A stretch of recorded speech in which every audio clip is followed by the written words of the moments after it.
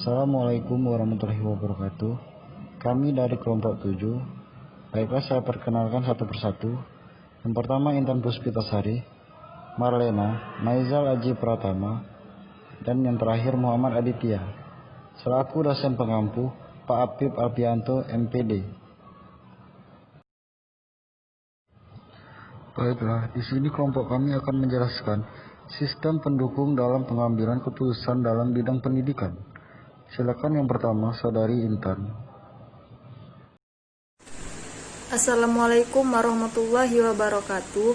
Baiklah, saya Intan Puspitasari akan membahas mengenai pengertian pengambilan keputusan.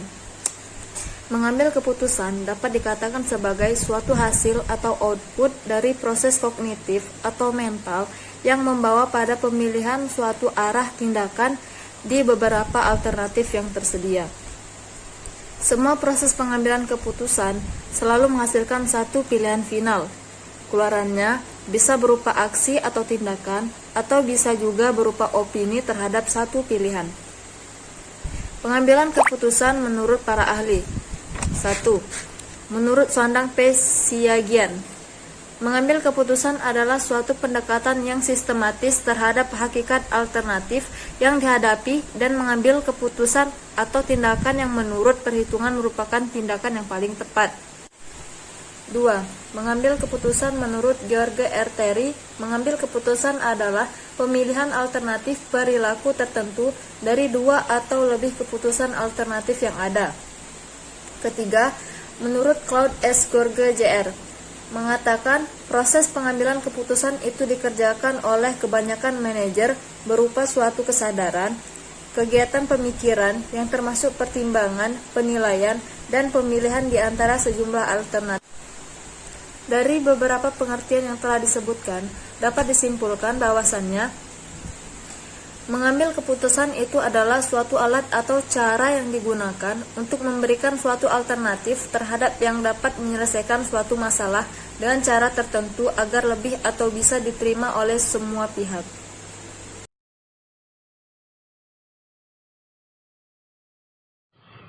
Baiklah, materi selanjutnya silakan Saudari Marlena.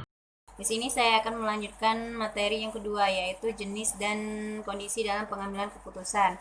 Di sini ada dua jenis dan kondisi dalam pengambilan keputusan. Yang pertama itu adalah masalah terstruktur dan terprogram. Nah, ketika masalah yang terstruktur muncul, yaitu masalah yang sudah jelas, mudah diselesaikan secara langsung, familiar, dan mudah didefinisikan, maka digunakan akan keputusan terprogram. Keputusan ini bersifat rutin dan berulang-ulang.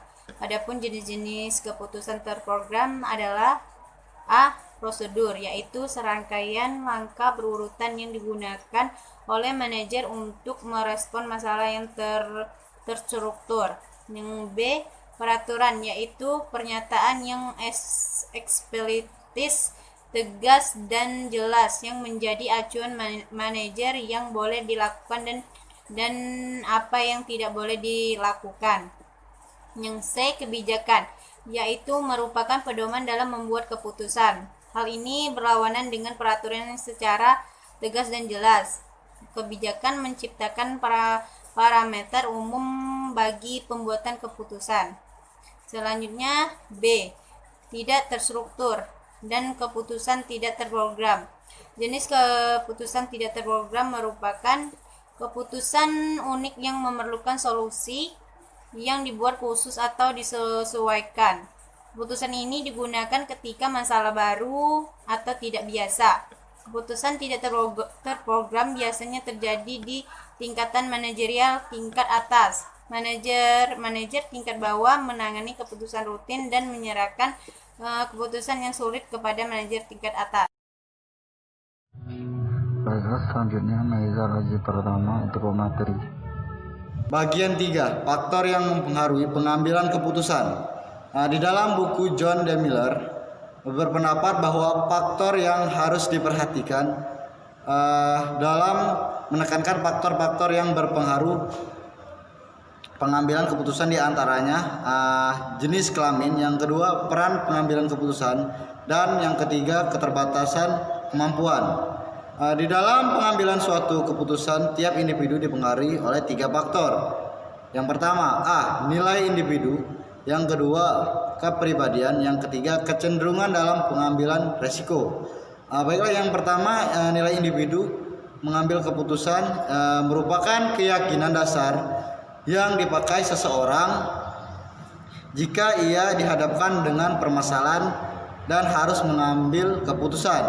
Yang kedua, kepribadian. Pengambilan kepribadian seseorang juga dapat dipengaruhi oleh faktor-faktor atau kepribadian. Dua variabel utama yang mempengaruhi kepribadian terhadap keputusan yang dibuat seperti ideologi versus kekuasaan dan emosional versus objektivitas. Bagian 3, kecenderungan dalam pengambilan risiko. Nah, dalam kecenderungan ini gunanya untuk meningkatkan kecakapan dalam membuat suatu keputusan.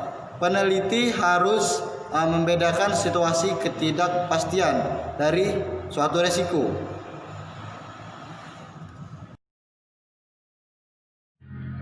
Baiklah, selanjutnya ke materi keempat, Saudara Ditya.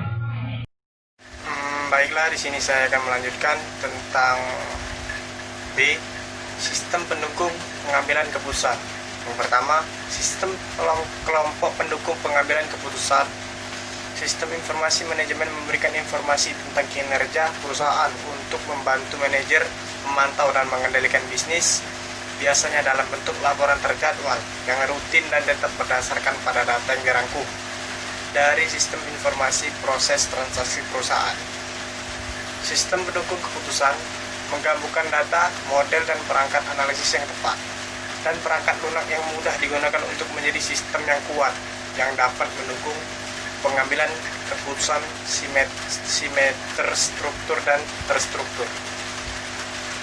Yang kedua, executive support system berfungsi untuk membantu para pengambilan keputusan untuk menemukan serta membantu membuat kebijakan yang paling strategis bagi perusahaan.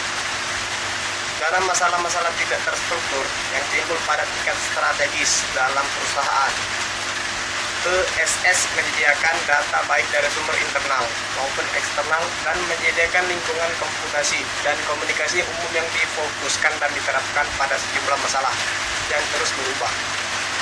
ESS membantu eksekutif senior mengawasi kinerja perusahaan, mengenali masalah, mengidentifikasi kesempatan, dan meramaikan tren di masa mendatang.